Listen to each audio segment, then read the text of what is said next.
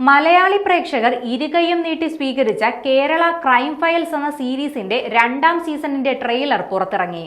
തിരുവനന്തപുരം ജില്ലയിൽ 5 SHOമാരെയും വിവിധ സ്റ്റേഷനുകളിലായി 12ഓളം civil police ഓഫീസർമാരെയുമാണ്. പുതിയൊരു കേസിന്റെ അന്വേഷണവുമായി ബന്ധപ്പെട്ട സംഭവവികാസങ്ങളായിരിക്കും 2ാം സീസണിലും പറയുകയെന്നാണ് ട്രെയിലർ വ്യക്തമാക്കുന്നത്. ലോ ആൻഡ് ഓർഡറിൽ ഫസ്റ്റ് ടൈം വെർജിന പേടിച്ചേക്കരുത്. Let's not blow this out into the public.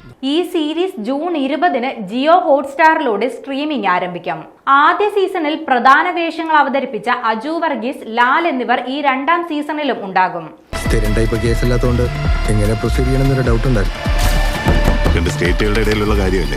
അവർക്കൊപ്പം തന്നെ അർജുൻ രാധാകൃഷ്ണൻ, ഹരിശ്രീ അശോകൻ, നൂറിൻ ഷെരീഫ്, സുരേഷ് ബാബു, നവാസ് വള്ളിക്കുന്ന്, ജോയ് ബേബി, ബിലാസ് ചന്ദ്രഹാസൻ തുടങ്ങിയവരും 2ാം സീസണിൽ പ്രധാന വേഷങ്ങളിലെത്തുന്നുണ്ട്.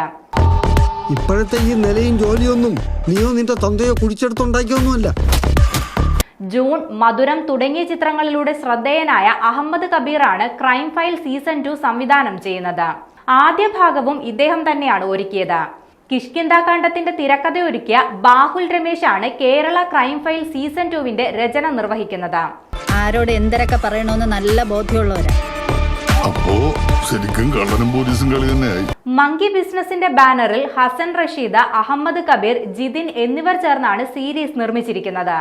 2023 ജൂണിലായിരുന്നു കേരള ക്രൈം ഫയൽസിന്റെ ആദ്യ സീസൺ പുറത്തിറങ്ങിയത്. ഒരു സെക്സ് വർക്കറിന്റെ കൊലപാതകം സംബന്ധിച്ചുള്ള അന്വേഷണമായിരുന്നു ആദ്യ സീരീസിന്റെ പ്രമേയം. അജു വർഗീസും ലാലുമാണ് ആദ്യ സീസണിൽ പ്രധാന കഥാപാത്രങ്ങളെ അവതരിപ്പിച്ചത്. ചേർത്തല പോലെ എറണാകുളം വരെ നമുക്ക് അടുപ്പിക്കാം.